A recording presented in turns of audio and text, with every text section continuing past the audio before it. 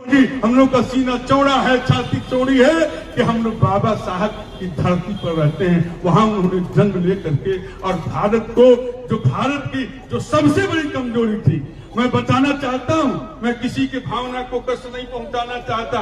यहाँ पर हमारे गार्जियन बिंदेश्वरी चाचा सारे लोग बैठे हुए हैं, बुद्धिजीवियों से गार्जियनों से मैं क्षमा प्रार्थी हूँ, लेकिन एक शब्द मैं जरूर कहूंगा कि इस देश में आप देख लीजिए, मैं तो पूरे हिस्ट्री और फिलोसफी का स्टूडेंट रहा और मैं बताना चाहता हूं, और बुरा न मानिएगा, पत्रकार बंधु यहाँ हैं, बता दें कि 7वीं शताब्दी से पहले इस देश में कोई टाइटल थी क्या? इस देश में किसी के नाम के आगे सिंह लिखा था क्या?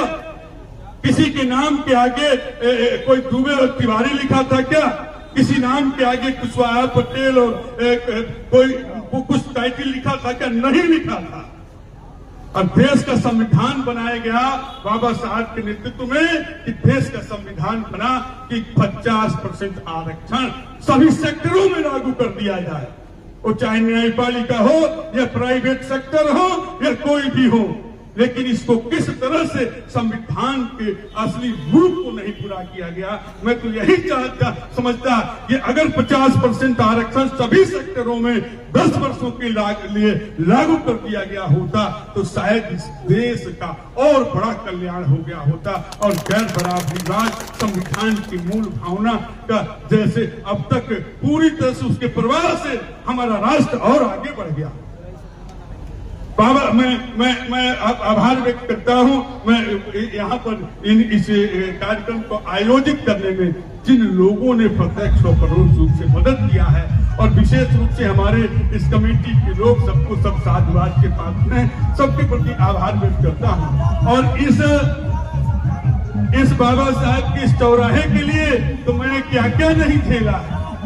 मैं तो मंचों से विरोध झेला है, एक जगह नहीं कईयों जगह इसके लिए मंचों से विरोध किया। और बड़ी विषम परिस्थितियों में हम लोगों ने इस बांसी धाम पर, इस बांसी चौराहे पर बाबा साहब की मूर्ति और चौराहा बनाने का काम किया था। उसी तरह से मैंने देखा कि बताइए, पता न कहां से उसको चंडाल चौक कहा जाता है। गजब हाल है भाई, आप लोग नहीं जानते होंगे। आज कोई नहीं कर सकता, नई पीढ़ी के लोग कोई नहीं कर सकता। अब दौनहा को बाबा साहब अम्बेडकर चौक कहा जाता है। बड़ी विरोध के बाद हम लोगों ने उसको भी कहा था।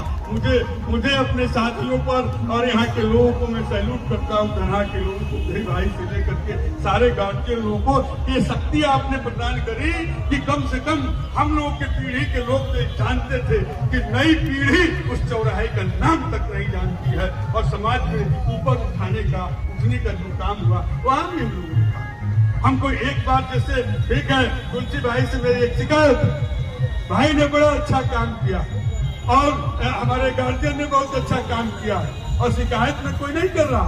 आपसे हंसी भी कह रहा हूं भाई कि मैं जब मेरा टिकट कट गया तो भाई ने कभी नहीं कहा कि इसको जरा सा इस पर और कुछ काम करवा दीजिए और बातें हो जाए। लेकिन जैसे पहले दिन हमको टेलीफोन किए कि हमको थोड़ा सा सहयोग की जरूरत है, जो कहा मैंने तुरंत किया। और आज आपका एक डिमांड है कि यहाँ पर हम लोग पुस्तकालय बनवा दें, तो निश्चित बाबा साहब के नाम पर अम्बेडकर पुस्तकालय का यहाँ पर घोषणा मैं करता हूँ कि जहाँ से हो सकता है वो हमारे लोगों की सरकार है, कोई चिंता करने की जरूरत नहीं है।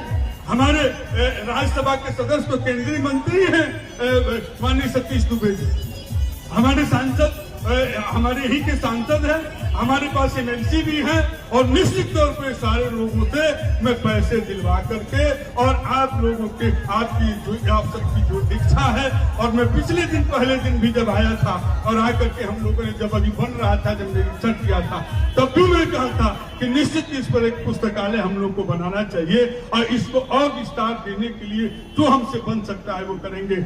उसी तरह से यहाँ पर हमको शहीद सुब्बा साहनी के यहाँ गेट बनाने के लिए भी बड़ी परेशानियों का सामना करना पड़ा था, लेकिन हम लोगों ने उसे बनाने का काम किया था। इसलिए मैं आप सभी से आग्रह करना चाहता, प्रार्थना करना चाहता, विनती करना चाहता कि बाबा साहब के दिखाए हुए रास्ते पर आप लोग चलने का काम करें।